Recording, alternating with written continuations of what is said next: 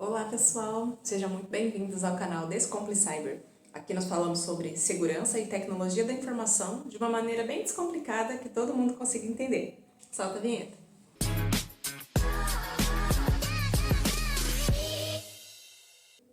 Hoje vamos abordar um tema que rolou aí na comunidade de cibersegurança durante essa semana, então é um tema bem atual, né? Hoje vamos falar um pouquinho sobre o apagão de energia elétrica que aconteceu na Europa durante essa semana. Se você acompanhou aí os noticiários, provavelmente você está por dentro do assunto.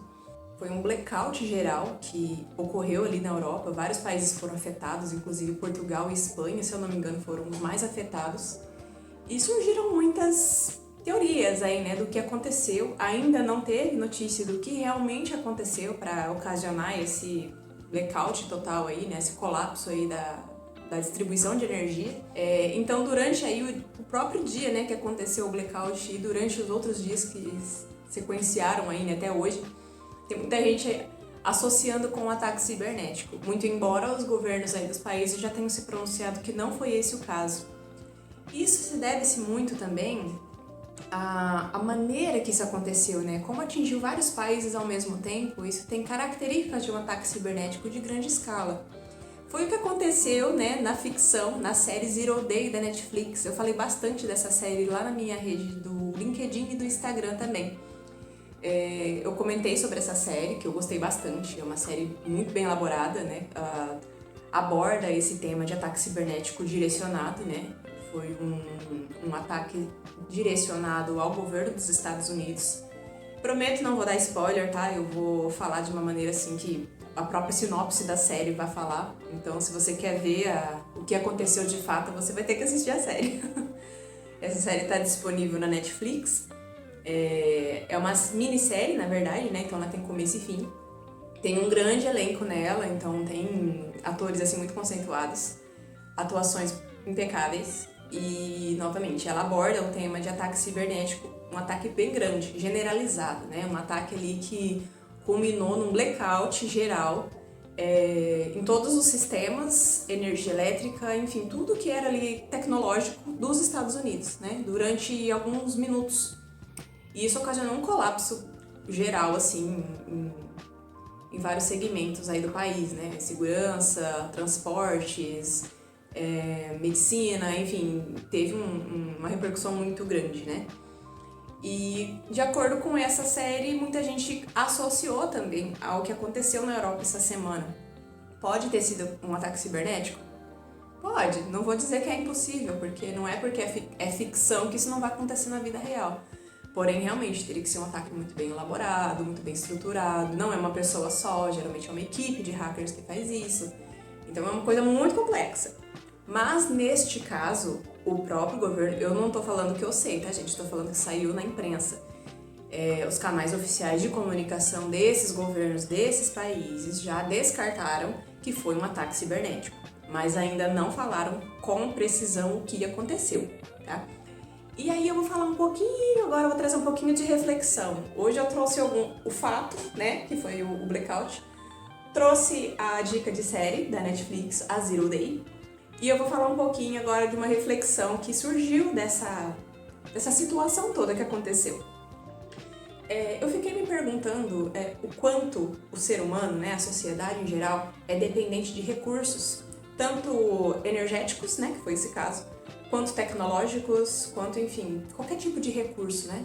Mas eu vou focar aqui no recurso tecnológico e energético, porque a tecnologia depende da energia, né, nesses casos. Alguns meses atrás, não vou falar anos, porque foi menos de um ano isso, aconteceu o apagão cibernético, que foi específico de TI, ocasionado por uma empresa multibilionária, uma empresa líder de Gartner, né, do mercado, que a gente fala líder de Gartner quando é uma empresa muito bem conceituada, mundialmente. Não é segredo para ninguém, tá? Foi da CrowdStrike.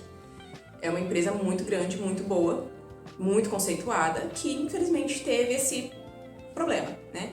O que aconteceu nesse episódio, né? Aconteceu que uma atualização, né? Uma atualização do agente ali, do CrowdStrike, que é um agente que vamos explicar de forma bem simples.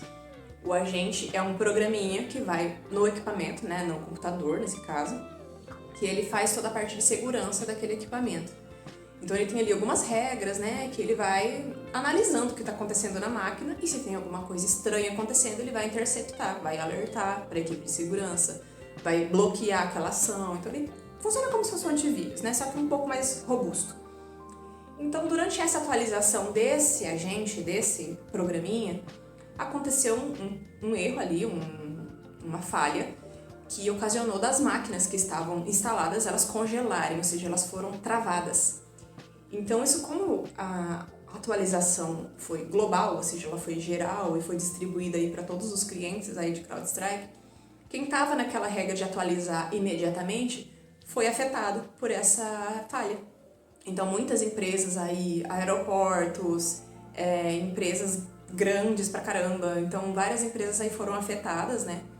Deu aí um tempinho, né, até conseguir restabelecer todo o serviço, né? Teve que desinstalar o agente, instalar o agente mais antigo, enfim, aí teve as tratativas que as equipes, né, das próprias empresas ou terceirizadas fizeram. Claro que a CrowdStrike ofereceu todo o suporte, né, novamente, eles reconheceram a falha e deram toda a assistência aos clientes. Então, nessa época, se você pesquisar ali nas notícias, você vai ver a repercussão que teve isso. Então, assim, foi um pouco caótico, foram dias, assim, bem tumultuados aí na comunidade de cibersegurança, que afetou, né, transportes, como eu falei, para aeroportos e, enfim, deu uma série de dor de cabeça aí, né, para as pessoas e para os governos, né, como que administrar essa crise. E aí agora teve essa questão do apagão, do blackout na Europa, e eu comecei a me questionar, falei assim, o quão dependente o ser humano e a sociedade é desses recursos, né? Porque se a gente fala assim, se acaba a energia na minha casa, o que eu vou fazer? Na minha casa, na minha rua, enfim, na minha comunidade? Gente, minha gata acabou de pular na mesa. Vem cá, filha. Que ela tá participando do vídeo, gente. Vem cá, filha. Eu tive que dar uma pausa porque minha gata resolveu andar na frente da câmera, então quem tem pet sabe como é que é a situação, né? Gato adora aparecer. Mas agora ela já saiu.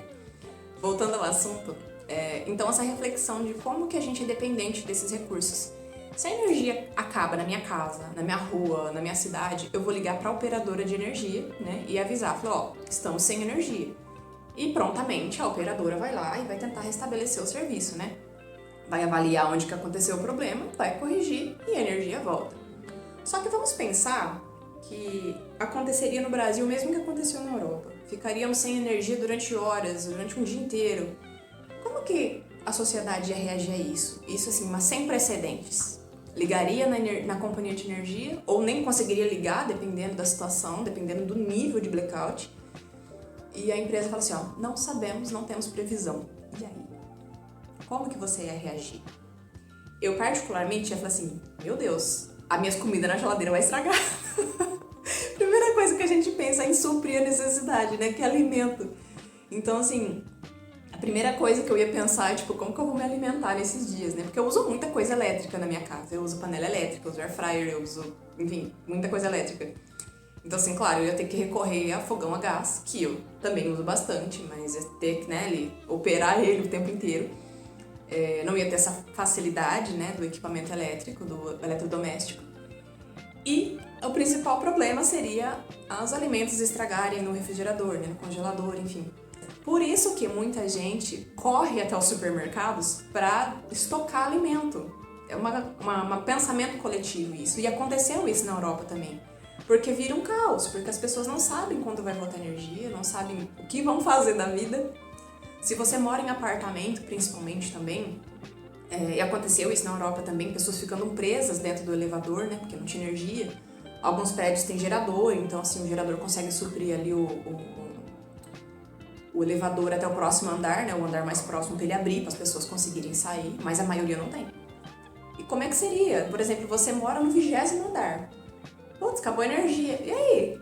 Eu vou ficar um dia inteiro? 2 dias? 5 dias? Não sei. Você tem que subir tudo isso. Ou descer, né? Enfim, então assim, são muitas coisas que a gente precisa pensar, né? Tipo assim, se for restrito um recurso, seja tecnológico, né, sistêmico, ou seja, recurso energético, água, enfim, qualquer outro tipo de recurso, Como que a sociedade reagiria? Mas eu tenho uma ideia muito concreta nisso, que a sociedade não saberia como agir. Como a gente sempre vê quando acontece esse tipo de situação. É corrida ao supermercado, é desespero, é caos, assim, as pessoas surtam. O resumo da ópera é isso. Então, eu gostaria de saber de você. Você acompanhou essas notícias? Da CrowdStrike, do apagão na Europa, assistiu a série Zero Day e, principalmente, o que você faria se hoje acontecesse o que aconteceu na Europa aqui no Brasil? Se você ficasse 2 dias sem energia elétrica, sem previsão de retorno, como que você ia reagir? O que você ia fazer? Eu te desafio a me deixar aqui nos comentários o que você ia fazer. Um beijão e até o próximo vídeo.